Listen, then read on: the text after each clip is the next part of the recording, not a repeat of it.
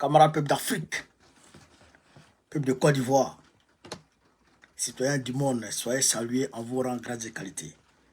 Chers camarades, je vous demande de faire le maximum de partage de cette vidéo. Mettez-la partout à travers le monde entier. Partout. Chers camarades peuple d'Afrique. Draman va sentir ça un peu. A senti un peu seulement. Doni. Abena Doni yala. Abena Doni yala.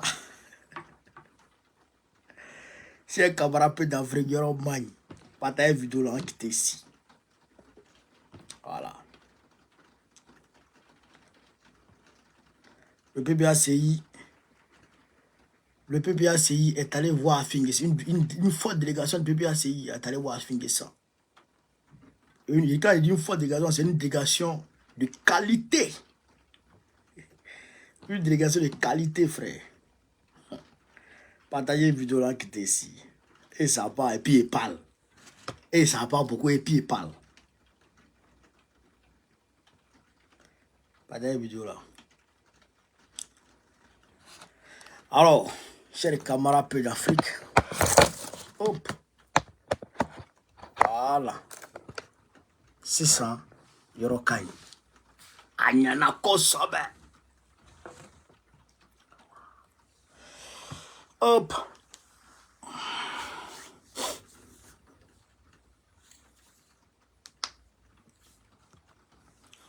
Alors, chers camarades peu d'Afrique.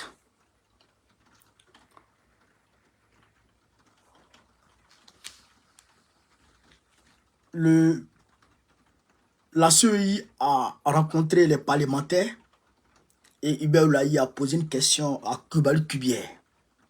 Donc, on va essayer de décortiquer un peu cette vidéo. Et aussi, chers camarades peu d'Afrique, une délégation du PPAC est allée voir Afingessa pour le réconforter dans le deuil qu'il traverse actuellement. Et aussi, chers camarades, concernant, il y a eu aujourd'hui une réunion du conseil stratégique et politique, le CSP, qui s'est tenue aujourd'hui en présence du président Laurent Gbagbo lui-même. Et donc, il y a eu une conférence de presse qui a suivi concernant l'arrestation arbitraire et dictatoriale du démon délinquant dramanistanais de notre camarade Dosso Charles Rodel, le ministre Charles Dosso Rodel.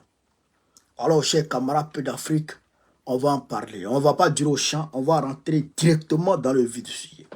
Chers camarades peu d'Afrique, on va déjà commencer par la question qu'a posée Hubert Oulaye sur, comment il s'appelle, sur Kubali Kubière et la réponse de celui-ci. Chers camarades peu d'Afrique, on est parti. Je vous demande de partager au maximum la vidéo, de la mettre partout à travers le monde entier. On est parti. À quand l'inscription du nom du président Laurent Gbagbo sur la liste électorale? Question. Ancien président de la République, ivoirien de père et de mère, et de terre, acquitté par la CPI pour les graves crimes dont il était accusé, pris en compte dans la loi d'amnistie de 2018, qui dit qu'après le procès, son nom doit figurer sur la liste électorale. Exactement. Vous êtes un grand juriste, il suffit de lire la loi d'amnistie de 2018 pour se rendre compte que l'amnistie s'applique bien au président Laurent Gbagbo.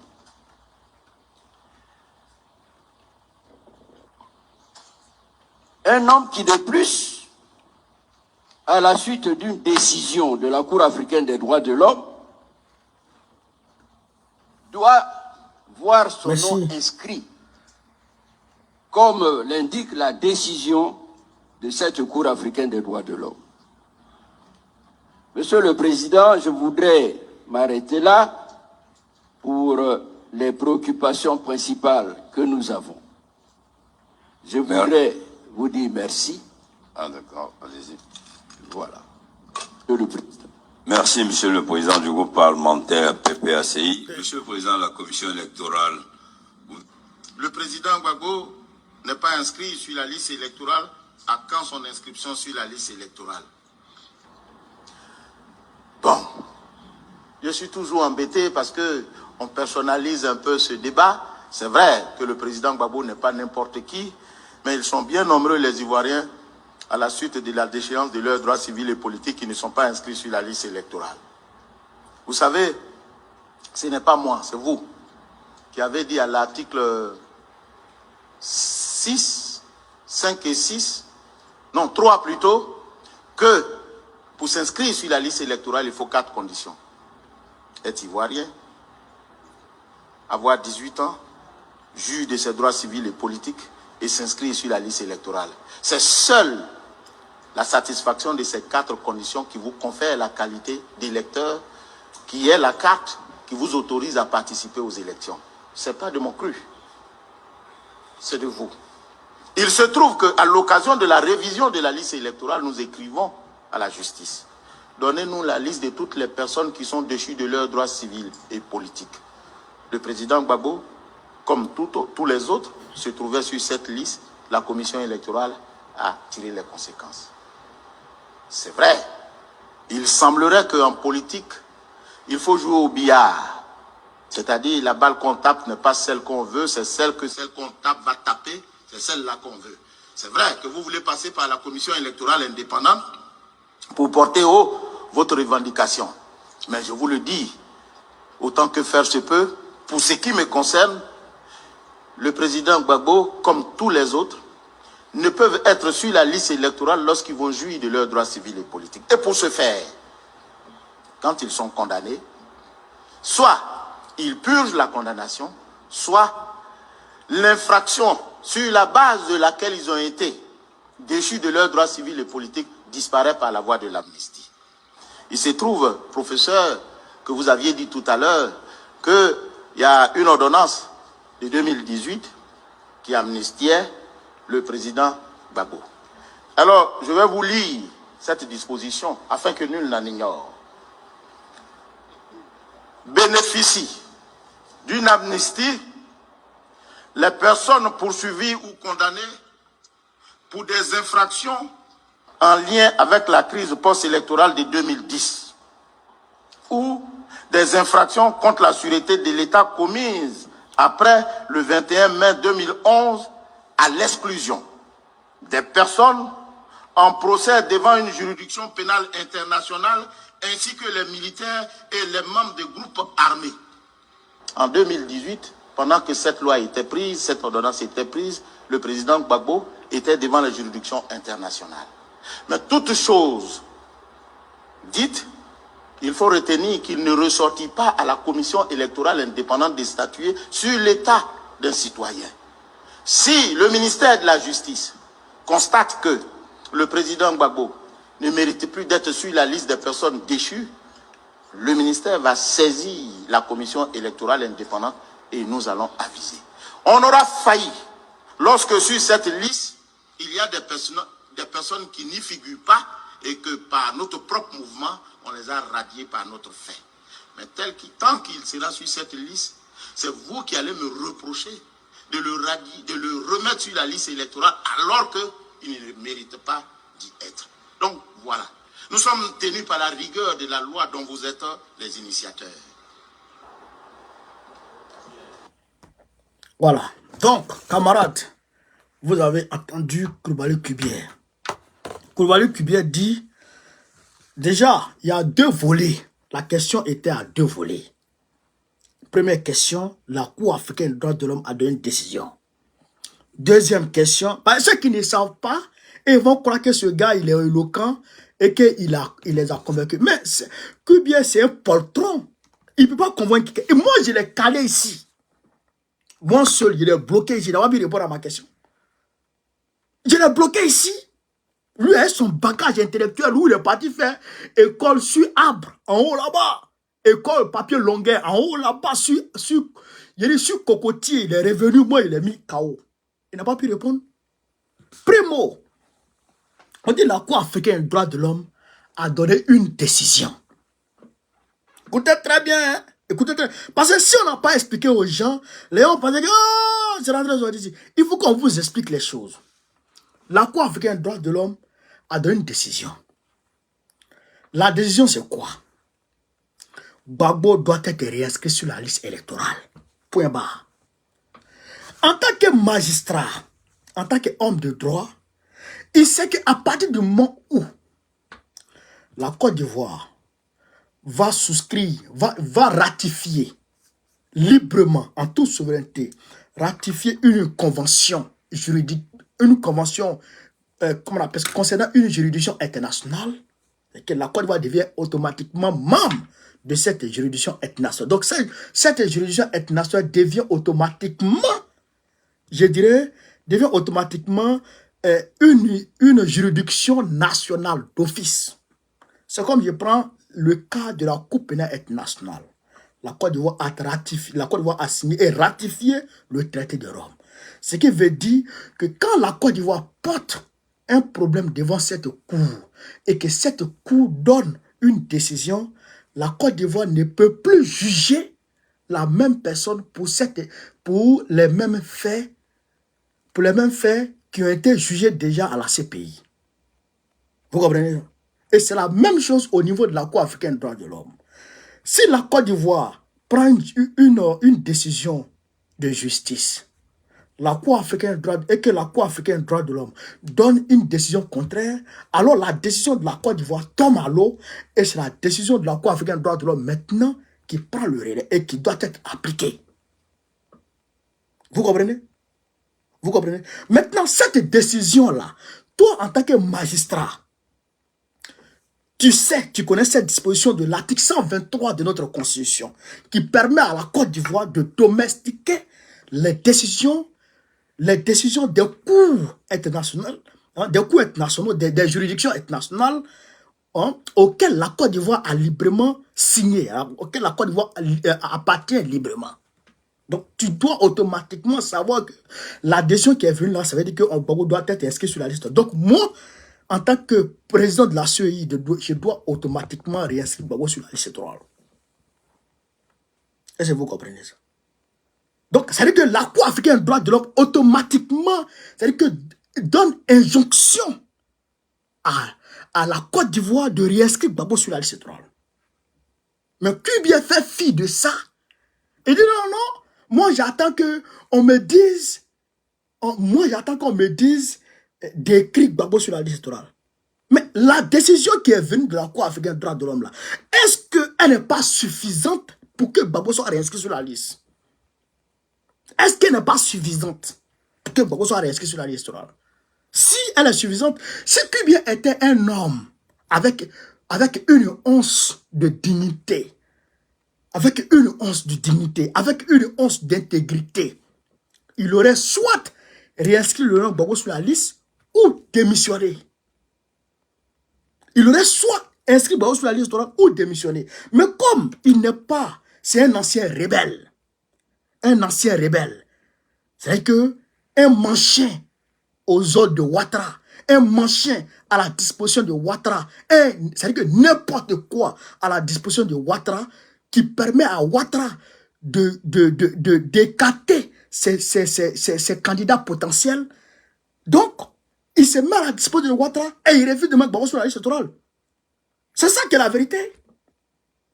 Sinon, la décision de la Cour africaine doit être claire.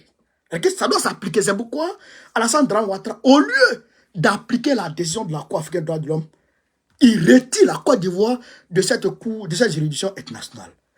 Il retire la Côte d'Ivoire de la Cour africaine des droits de l'homme et il maintient la Côte d'Ivoire au niveau de la CPI. Vous comprenez ça?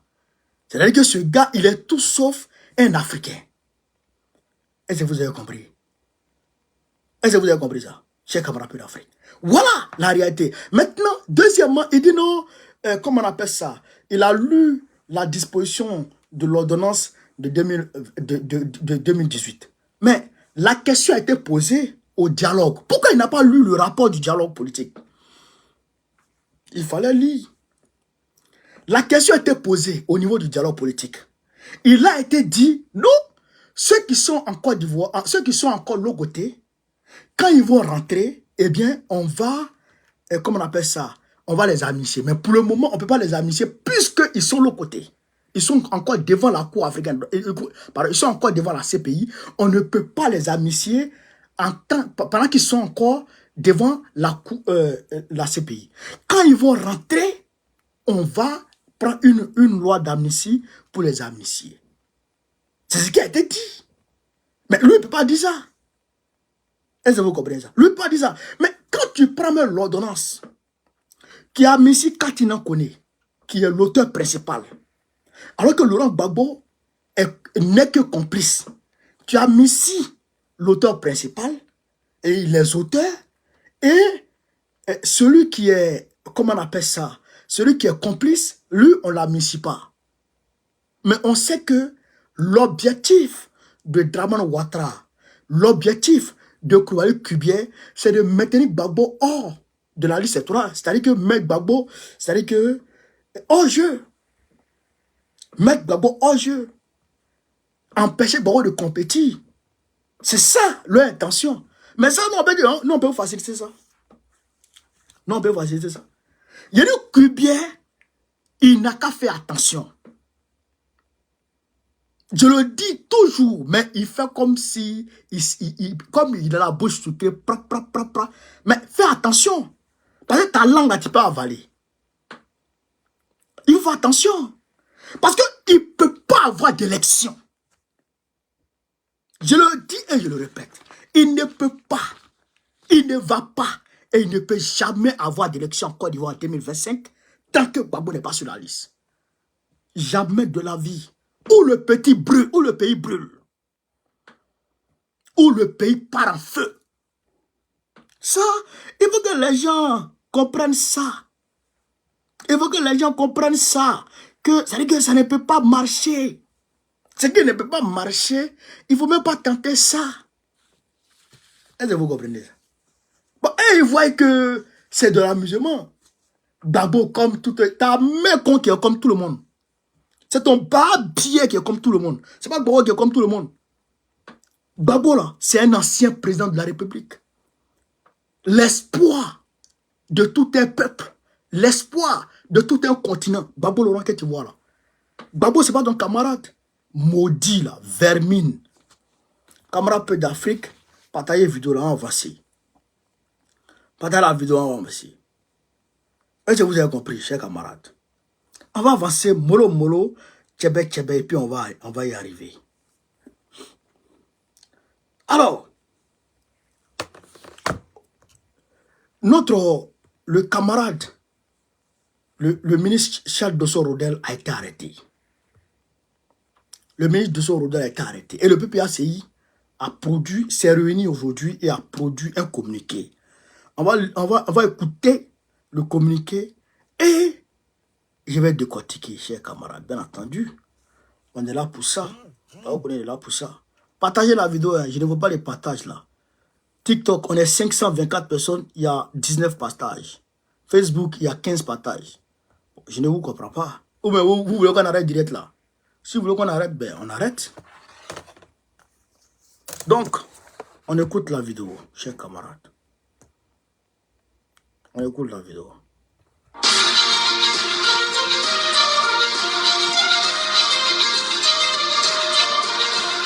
Le PPACI a décidé de faire la présente conférence de presse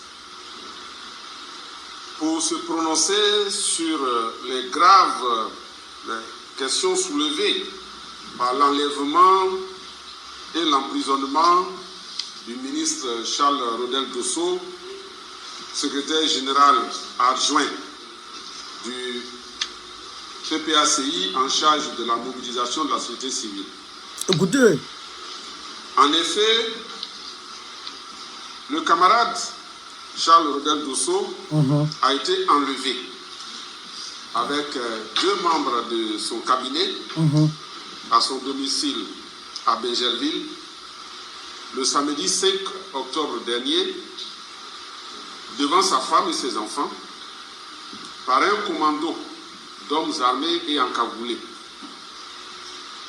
Ces individus encagoulés affirmaient agir sur ordre du gouvernement, mais n'avaient présenté aucun mandat signé par une quelconque autorité judiciaire. Après avoir mis à sac le domicile du ministre Charles Rodel Dosso, brutalisé son épouse et ses enfants, ces individus l'ont emmené vers une destination d'abord inconnue, avant que l'on apprenne 2 jours plus tard qu'il a été écroué à la Maca.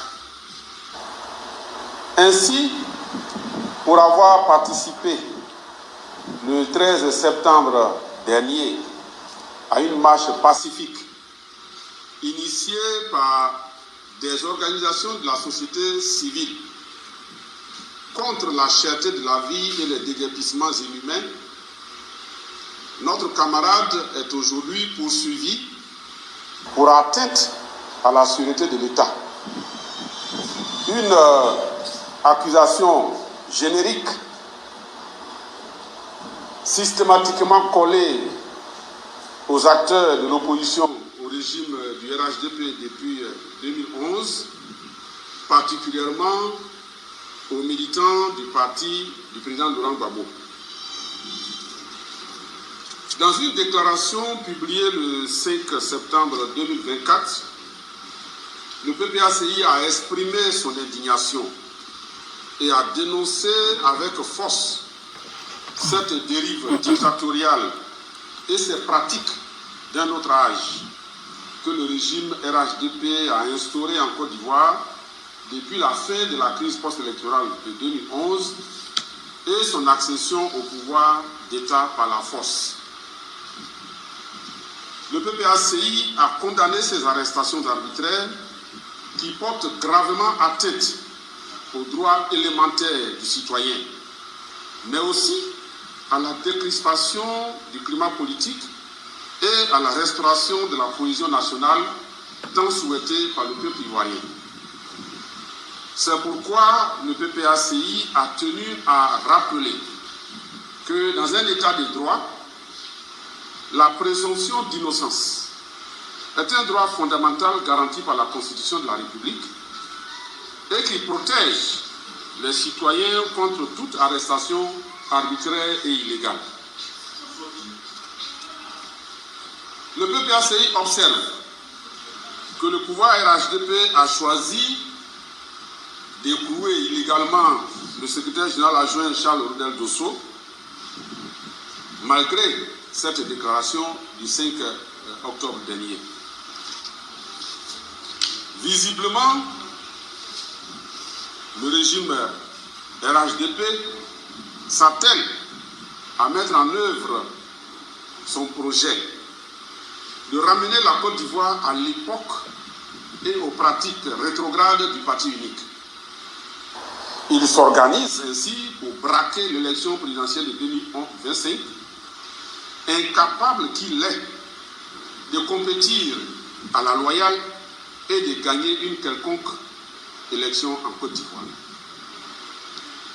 D'où ces tentatives grossières d'intimider, voire de réduire au silence le PPACI et même toute l'opposition politique par la répression brutale et la terreur, en instrumentalisant les forces de l'ordre et l'institution judiciaire.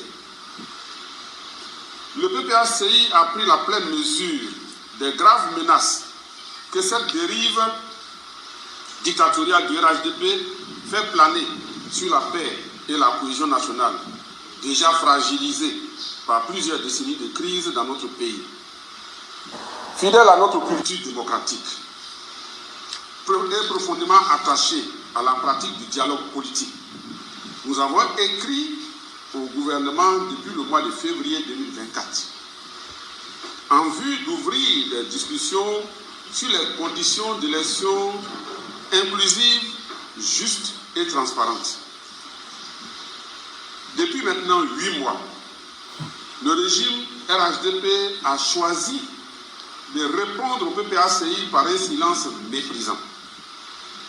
Pire, assurés de leur toute puissance, les tenants du pouvoir RHDP narguent, menacent et mettent au défi tout parti de l'opposition qui s'aviserait de leur tenir tête.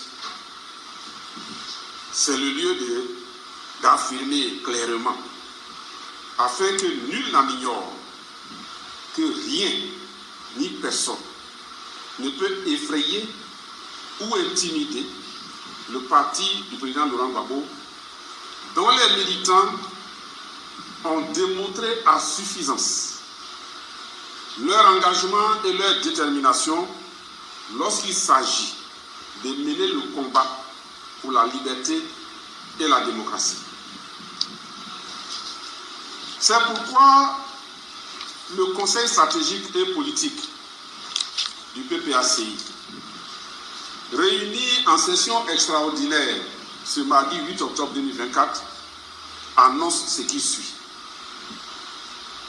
Le PPACI exige la libération sans condition du ministre Charles Rodel Dosso et celle des acteurs de la société civile injustement emprisonnés.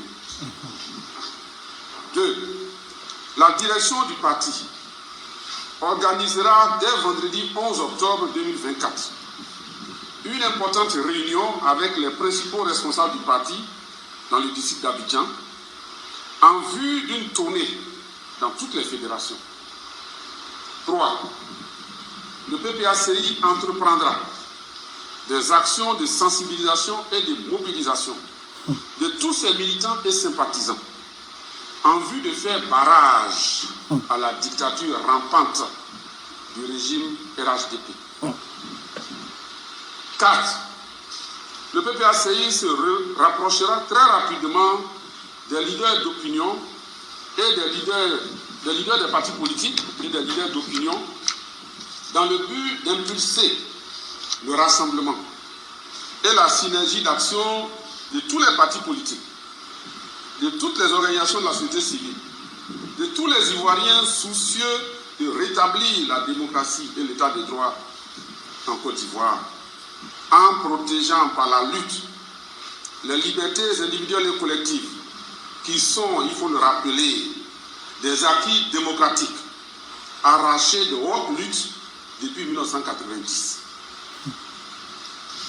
Au total, le PPACI sonne la mobilisation générale de tous ses militants et sympathisants. Il leur demande de rester vigilants, déterminés et à l'écoute de la direction du parti. Je vous remercie.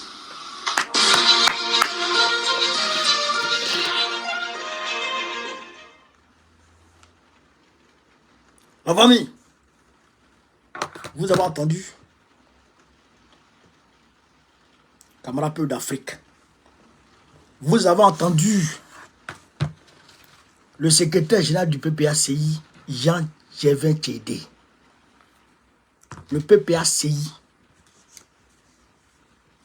va mobiliser ses militants, va mobiliser les leaders d'opinion, les leaders politiques, pour faire barrage à la dictature rampante du RHDP. Le PPACI sonne la mobilisation générale. Parce que Draman, il est malade. Fabala, mais à Djoubeki, on va le castrer bientôt. On va lui botter les fesses. Bientôt, très bientôt. Draman Djoubeki. Ah. Un homme. J'ai dit même, c'est que quand on va quitter la CPI, il faut qu'on aille à l'Élysée. C'est-à-dire qu'on va programmer ça. Je vais programmer ça aux camarades représentants. Et on va voir, on va étudier on va étudier la faisabilité. Il faut qu'on écrive sur des banderoles. Macron va récupérer ta merde que tu as déposée en Côte d'Ivoire. Non, pas Macron. Je dirais la France. Voilà. La France va récupérer ta merde que tu as déposée en Côte d'Ivoire. Ça pue. Alassane Ouattara est un vieux délinquant. Un vieux voleur de chaussures dans la mosquée des gens. Un vieux vendeur de coques. Un vieux drogué. Délinquant. Coupé de route. Draman Ouattara. Mais, comment? Côte d'Ivoire, c'est pour nous? Toi, tu n'es pas ivoirien. Tu n'es pas ivoirien. Tu viens de Saint-Dou. Ça là, il faut qu'on te rappelle ça. Tu viens de Saint-Dou, vieux. Ah, c'est voilà. Donc, nous, notre pays là, il faut le laisser en paix. Il faut le laisser en paix. Non seulement on ne mange pas dans notre pays, on ne se sent pas à l'aise. Il augmente tout. Et on veut parler, on ne peut plus parler. Il bat bien, c'est pour ton pays là.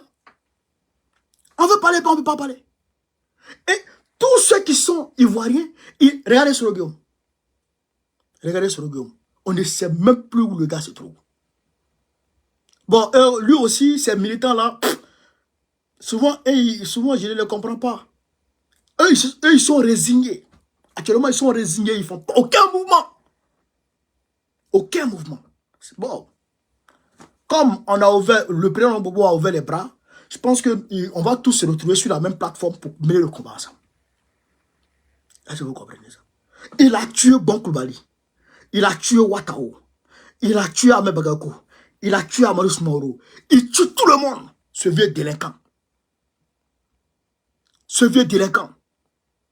Il a envoyé un avion au groupement présidentiel pour aller récupérer Stipico en Mauritanie pour l'envoyer en Côte d'Ivoire, pour aller le mettre en prison. Parce qu'il parle sur les réseaux sociaux. C'est quoi ça? C'est-à-dire que si Draman même a eu l'occasion, il va venir nous ramasser nous tous. Il va venir nous ramasser nous tous. Hein? Aujourd'hui, là, quand tu regardes les prisons en Côte d'Ivoire, quand tu rentres dans nos prisons en Côte d'Ivoire, mais c'est les bêtés qui sont plus nombreux que tout le monde.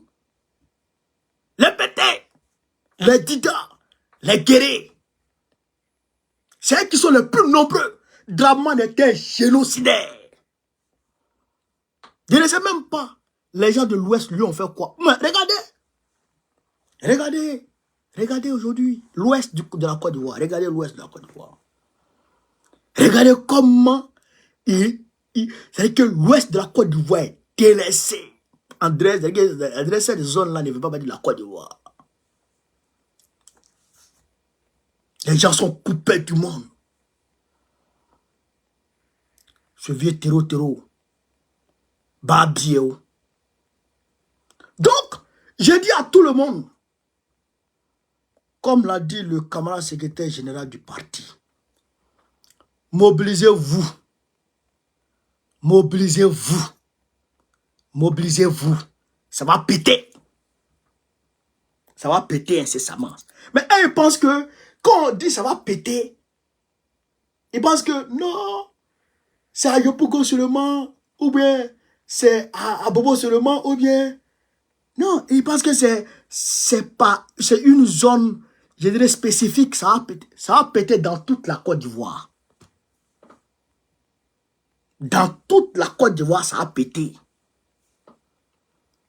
Et quand ça va péter, le vieux Wawa n'aura pas honte, il va fuir. Mais quand tu as fui, tu as venu trouver ici. Tu as venu trouver ici. Non, c'est la demande aux gens, on t'attend. Frère, l'heure est grave. Donc, il faut vous mobiliser. Il faut vous mobiliser. Il faut vous mobiliser. Comme l'a dit le secrétaire général. Chers camarades d'Afrique. Partagez la vidéo au maximum.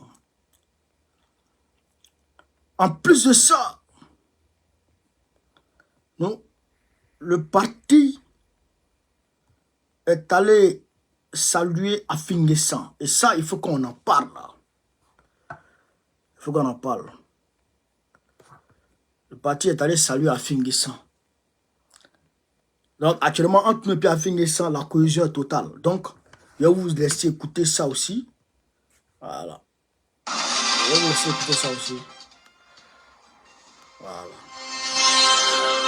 Sur instruction du président Laurent Gbagbo, une forte délégation du PPACI, conduite par le deuxième vice-président Hubert Oulaï, s'est rendue en fin de journée, le mardi 8 octobre, au domicile du ministre Pascal Afim-Guessan, président du Fonds populaire ivoirien, ici à la Riviera Umputu. Cette délégation était porteuse du message de réconfort du président Laurent Gbagbo suite au décès du frère aîné du président du FPI. Le porte-parole de la délégation, Coulibaly Yacouba, a exprimé la compassion du parti à la famille éplorée. Selon lui, le président Laurent Gbagbo assure son soutien à la famille éplorée et se tient disponible pour toutes les étapes des obsèques. Un geste très apprécié par la famille. Selon son porte-parole, le professeur Tano, la famille est heureuse de savoir compter sur la disponibilité du président Laurent Gbagbo. Pour lui, la présence de cette forte délégation veut dire qu'il n'est pas seul. Vu la qualité et la forte délégation de la direction du PPACI, le président du Fonds populaire a tenu à prendre la parole à cette circonstance.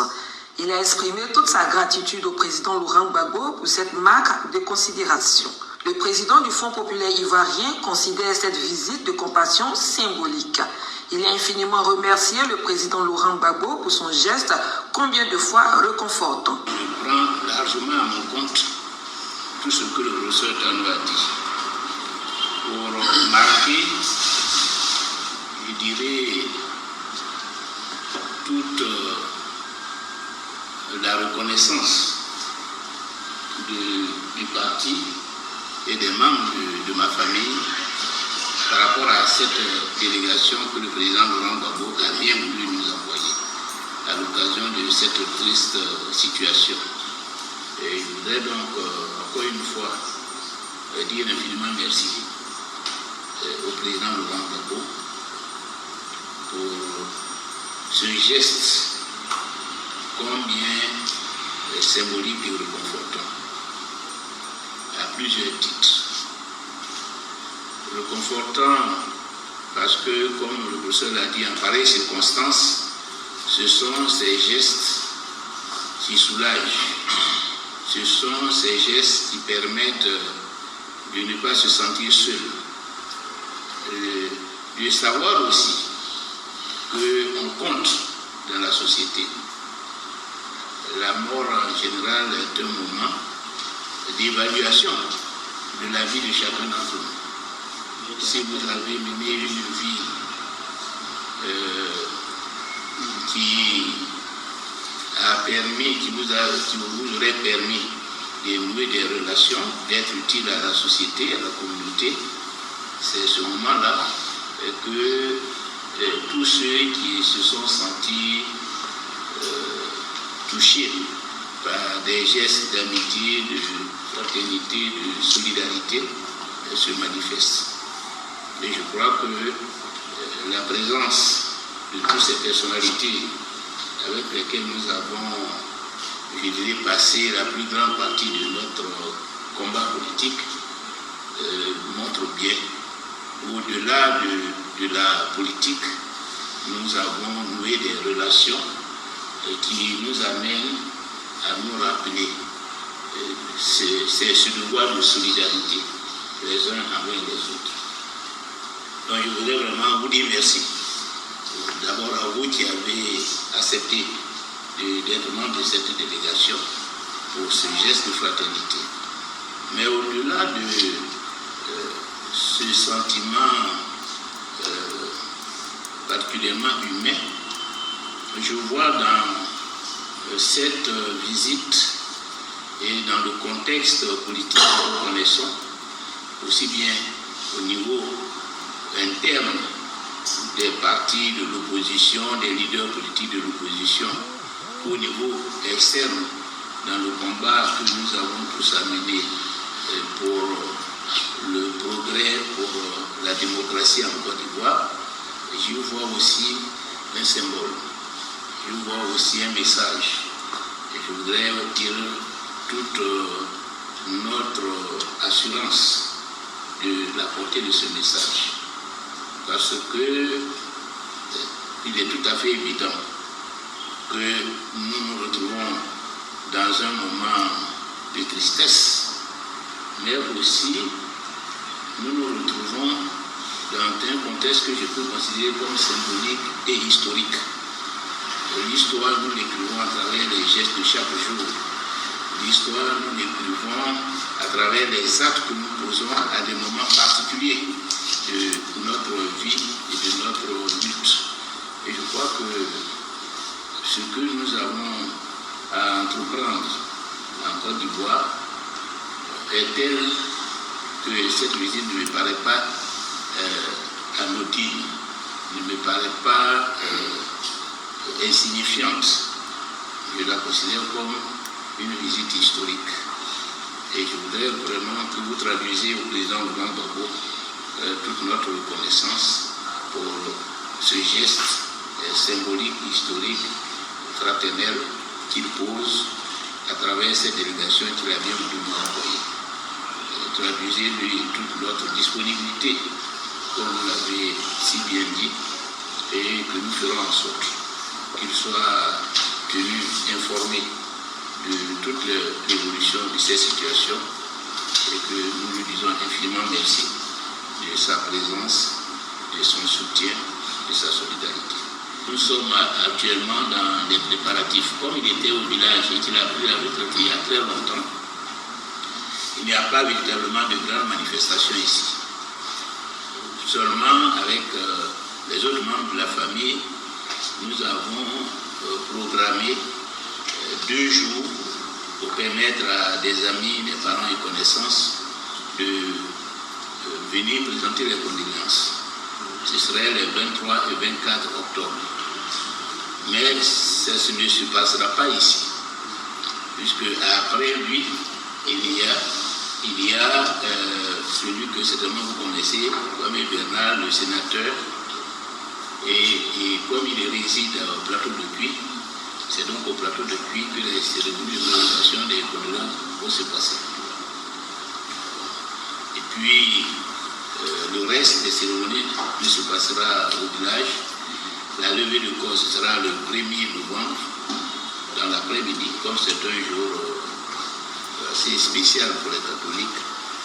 Donc c'est pratiquement dans la soirée, autour de 16h, 17h, qu'on va faire la levée du corps à l'hôpital de Congamon. Et puis une veillée à Bois-Nico, suivi d'une veillée traditionnelle dans la même soirée du vendredi 1er et le samedi 2, conformément un peu à la tradition en pareille circonstance. On va mener les cérémonies traditionnelles, la messe de requiem et l'enterrement. Donc voilà le programme qui a été concocté. Depuis le retour du président Laurent Gbagbo en Côte d'Ivoire, c'est la toute première occasion de retrouvailles entre anciens camarades de lui. Un message que le chef de la délégation a reçu avec beaucoup d'attention, qui a promis le rendre fidèlement au président Laurent Gbagbo. Une famille est toujours, j'allais dire, à la fois restreinte et large. La famille large, c'est la famille politique que nous constituons. Et par les années qui nous ont rassemblés, nous sommes devenus encore plus proches. Quelles que soient les circonstances les plus précises, n'est-ce pas, de la vie. Nous sommes venus pour représenter le président Laurent Gbagbo auprès de celui qui a été pendant très longtemps son plus proche collaborateur. Les condoléances lui ont été exprimées. Je voudrais seulement dire notre frère, le président Afi, que tous ceux qui sont là sont venus pour lui apporter leur compassion, mais pour dire que les liens ont été noués temps passés sont toujours forts. Il a dit tout à l'heure lui-même, le contexte présent dans notre pays peut faire penser à beaucoup de choses. Tant mieux. Nous savons que notre lutte a été toujours motivée par l'intérêt national. Et aujourd'hui, plus que jamais, nous avons besoin d'être ensemble. Il y a des échos que nous avons entendus. Ce n'est pas le moment de les évoquer, mais nous souhaitons que rapidement, après les pleurs, après tout ce qui sera fait, nous puissions nous asseoir pour échanger sur ce qui nous a toujours rassemblés. Encore une fois, je voudrais, au nom du président, au nom de la délégation que j'ai compris, dire Yahoo à toute la famille, de dire que nous sommes à leur. Le programme des obsèques a été communiqué à la délégation. La famille, vous avez donc entendu ce qui s'est dit. Hubert Oulaye dit, Afin Guessan dit d'abord que c'est un moment historique au-delà des obsèques parce qu'il a perdu son grand frère. Donc, il a donné le programme des obsèques et donc, il a demandé à ce que la délégation traduise ses remerciements auprès du président Laurent Gbagbo, qu'il est ému. Il est ému. Donc, c'est un moment à la fois réconfortant du point de vue deuil et réconfortant du point de vue de la lutte politique qu'il mène actuellement. Parce qu'au sein du FPI, frère Yoroma, il veut lui arracher l'enveloppe. Donc, la présence du PPAC, de la délégation du PPAC vient le réconforter dans cette position-là. Donc, ça va amener les militants qui étaient indécis à prendre position véritablement auprès d'Afin Guessan. Parce que là, non seulement on ouvre les bras, mais on lui dit, mon frère, on est avec toi. Donc, c'est pourquoi Hubert a dit, après les pleurs, après ce qui doit être fait, il faut qu'on s'asseye, pour qu'on parle, pour qu'on avance ensemble dans notre lutte. Parce que vous avez entendu le président, le secrétaire général, qui a dit qu'on va mobiliser tous les leaders politiques, tous les leaders d'opinion, faisant allusion aux partis politiques, aux organisations de la société civile, pour mener véritablement la lutte contre faire barrage à la dictature de Dran Ouattara. Vous avez compris, non? Voilà. Donc, ça veut dire qu'on est en train de faire le travail. Et nous aussi, nous aussi, on est en train de faire le travail.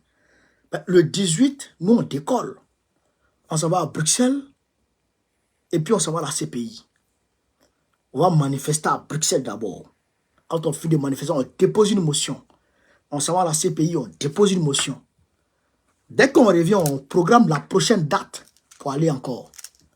Ça sera no stop. No stop. La lutte va prendre une autre allure.